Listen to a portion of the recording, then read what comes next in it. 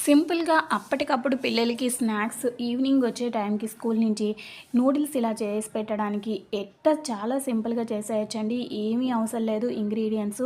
చాలా తక్కువ టైంలోనే ప్రిపేర్ చేసి వెంటనే మనం వాళ్ళకి ఇవ్వచ్చు. రాగానే స్కూల్ నుంచి రాగానే టైం లేదు, ఎక్కువ మనం ప్రిపేర్ చేయలేమనుకోకుండా 2 ఎగ్స్ అయితే ఇలా ఆయిల్‌లో ఇలా అయితే ఫ్రై చేస్తానండి.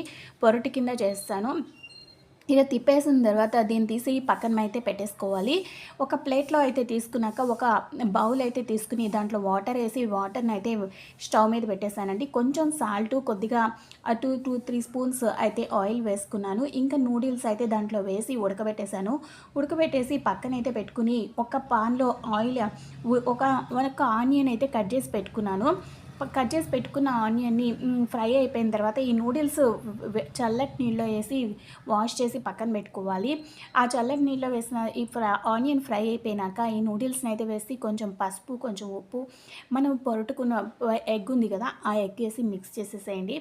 తర్వాత నూడిల్స్ పౌడర్ ఉంటుంది కదండీ! నూడిల్స్ మసాలా అదైతే ఒక 2 ప్యాకెట్స్ అయితే నేను యూజ్ చేశాను. మీకు ఎంత కావాలంటే అంత యూజ్ చేసుకోవచ్చు. ఏమి ఎక్కువ అన్నీ వేస్తే కొంతమంది పిల్లలు తినకపోవచ్చు. ఇలా ఎగ్ ఒక ఆనియన్‌తోనే మసాలా పౌడర్‌తోనే మనం ఇలా చేసి పెట్టామంటే చాలా ఇష్టంగా తింటారు. పిల్లలు మారం చేయకుండా బయట ఫుడ్ కావాలి అవి ఇవి అని అడగకుండా ఇలా అయితే చేసి పెట్టేసామంటే చాలా సింపుల్‌గా ఉంటుంది. చాలా తొందరగా అయిపోతుంది. ఆడవాళ్ళకి కష్టం కూడా ఉండకుండా ఉంటుందండి. ఇది చాలా సింపుల్ ప్రాసెస్. చాలా మంచిగా ఉంటుంది. బావుంటుంది. పిల్లలు కూడా ఇష్టపడతారు. ప్లీజ్ లైక్ చేసి సబ్స్క్రైబ్ చేయండి.